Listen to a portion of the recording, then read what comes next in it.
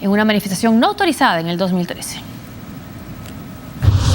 El presidente de Egipto, Abdel Fattah al-Sisi, ha dejado en claro su intención de que jóvenes encarcelados por error sean liberados. En su mensaje dominical, el jefe de Estado opinó acerca de los detenidos durante la represión contra la oposición que destituyó al expresidente Mohamed Morsi en el 2013. No niego que haya jóvenes inocentes en prisión.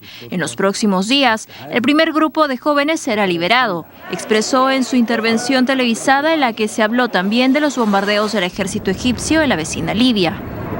Sin embargo, estas declaraciones parecen haber caído en saco roto, luego que el Tribunal del Cairo condenara a 5 años de cárcel y a una multa de más de $10.000 al activista y bloguero Alaa Abdel Fattah.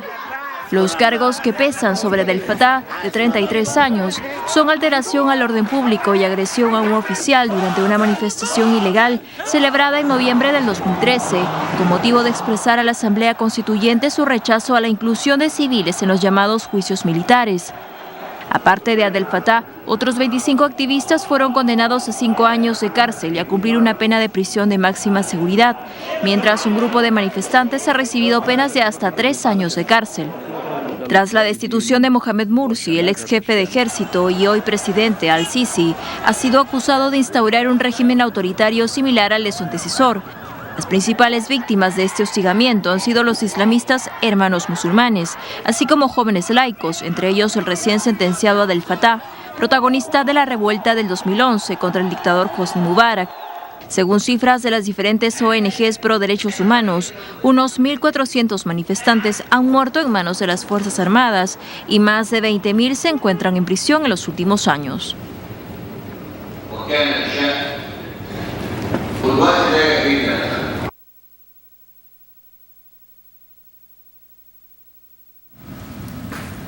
Tenemos un problema con esta nota. El ejército nigeriano dijo haber recuperado una ciudad, la ciudad de Baga, que fue tomada por el grupo terrorista Boko Haram el mes pasado. Bueno, todavía no tenemos el reportaje de Nigeria, pero también es otro país que está siendo víctima del terrorismo fundamentalista, ¿no?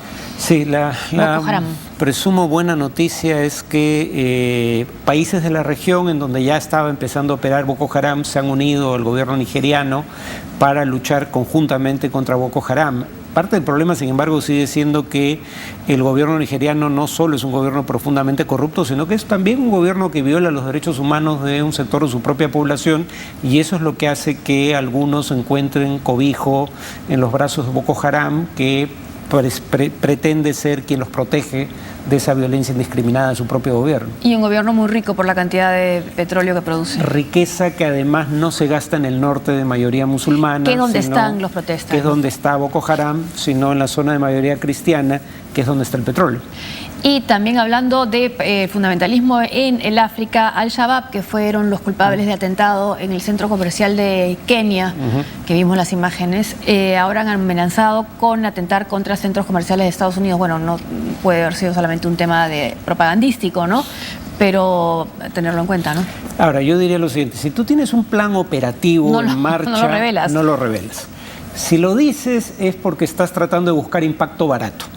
Porque claro, si un grupo tan criminal, tan brutal en sus métodos, asociado a Al-Qaeda, dice que va a atacar en el corazón del imperio, eso llama la atención. Claro, y es en Minnesota, o sea, sí es el centro de Estados Unidos. Claro, dice que va a atacar. Claro, el tema, sin embargo, es, repito, si tuvieran células activas en Estados Unidos y tuvieran planes operativos para atacar centros comerciales, estarían callados, no lo estarían anunciando a todo el mundo. Ahora, ¿hay alguna vinculación entre los grupos fundamentalistas que están amenazando el África entre ellos, o cada uno opera de su manera independiente? Son relativamente autónomos, surgieron por problemas locales.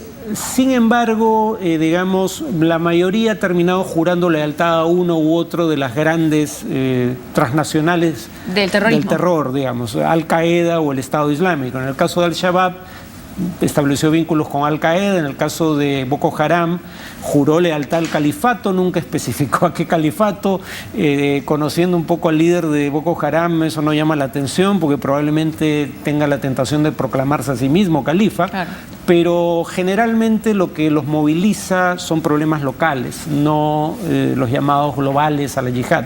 Y además lo que comentábamos un rato, las consecuencias nefastas de la aparición del ISIS, además por supuesto de las muertes que está provocando, es que tiranos o regímenes autoritarios se mantengan en el poder como una salida a enfrentarlo, ¿no? Sí. Bashar al-Assad o al-Sisi. Claro, la paradoja es que esos movimientos surgieron bajo regímenes autoritarios. Al-Qaeda, el líder actual de Al-Qaeda es egipcio, ¿no? Claro. O el Estado Islámico. Pero ahora que la amenaza está ahí, se presentan como los garantes de la estabilidad contra el enemigo. El renunciante presidente de Yemen, Abdel Rabu Mansur, le declaró la guerra a la milicia chiita y huyó de su encierro domiciliario a Adén, donde evalúa declarar a la capital provisional de su país. Este es otro país también que está con problemas internos en Yemen, pero ahí también han habido atentados hace ya algún tiempo, ¿no?